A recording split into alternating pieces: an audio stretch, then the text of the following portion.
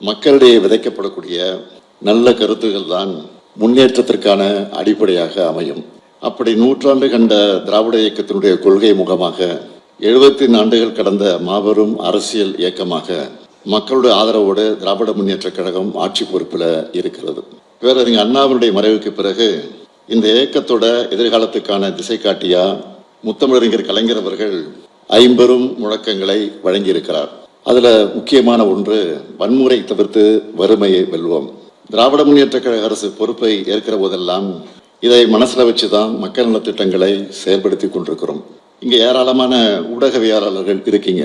11.19% வளர்ச்சி என்பதை தமிழ்நாட்டை தவிர வேற எந்த மாநிலத்தால சாதிக்க முடிஞ்சிருக்கு.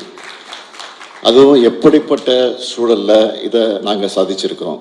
ஜனநாயகத்துக்கும் கூட்டாட்சிக்கும் கொஞ்சம் கூட மதிப்பு தராத பாஜக ஆட்சி ஒன்றியத்துல ஆளுகிறது. எதிர்கட்சிகள் ஆளக்கூடிய மாநிலங்களை எந்த அளவுக்கு வஞ்சகத்தோட ஓரவஞ்சனையோட அவங்க அப்ரோச் பண்றாங்கன்னு அதெல்லாம் உங்களுக்கு நான் விளக்க சொல்ல வேண்டிய அவசியம் இல்லை. உங்களுக்கு நன்றாக அது தெரியும்.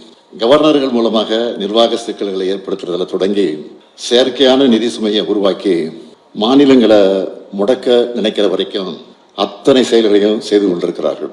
இது மட்டும்தான் அவங்களுக்கு தெரிஞ்ச பாலிடிக்ஸ். ஆனா இதையெல்லாம் அரசியல் தளத்திலையும் ஆட்சி அதிகாரத்திலையும் எதிர்கொண்டு வளர்ச்சி அரசியல்னா தமிழ்நாட்டை பாருங்கன்னு சொல்ற அளவுக்கு டெவலப்மெண்ட் பாலிடிக்ஸை அடையாளமா தமிழ்நாடு இன்றைக்கு வளர்த்திருக்கு. அதுவும் ஒரு தரப்புக்கான வளர்ச்சி இல்லை, எல்லாருக்கும் எல்லாம் என்ற பரந்துபட்ட வளர்ச்சி. பெண்கள், மாணவர்கள், இளைஞர்கள், விவசாயிகள், தொழிலாளர்கள், நெசவாளர்கள், தொழில் முனைவோர், அரசு ஊழியர்கள், ஆசிரியர்கள், திருநர்கள், மாற்றுத்திறனாளிகள் எல்லாரையும் எம்பவர் பண்ற பாலிடிக்ஸை நாங்கள் முன்னெடுத்திருக்கிறோம். நாங்கள் செஞ்சிருக்கிற மாதிரியான திட்டங்களை வேற எந்த மாநிலத்திலாவது செஞ்சிருக்காங்களா? குரோத் சும்மா வந்துடுமா? இத்தனை திட்டங்களை வெற்றிகரமா செயல்படுத்துற காரணத்தினால தான் 11.19% குரோத் சாத்தியமாக்கியிருக்கு.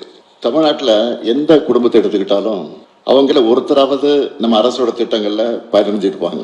அதனாலதான் ஆட்சிக்கு ஆதரவான மனநிலையில மக்களை இன்றைக்கு நாங்கள் சந்திக்கிறோம். தமிழ்நாட்டோட இந்த வளர்ச்சியும் தனித்துவமும் உண்மையான வளர்ச்சி அரசியல்னு என்னன்னு இந்தியாவோட மற்ற மாநிலங்களுக்கு காமிக்கிற செயல்பாடுகளும் பாஜகவை கடுமையாக எரிச்சலடைய வைக்குது. ஆனா அவங்களுடைய சதி அரசியல் எக்ஸ்போஸ் ஆகி அவமானப்பட்டு அசிங்கப்பட்டு நிற்கிறாங்க. பாஜகவோட பேட்டர்ன் என்னன்னு திமுக மட்டுமல்ல, ஒட்டுமொத்த தமிழ்நாடே இன்றைக்கு உணர்ந்திருக்கு.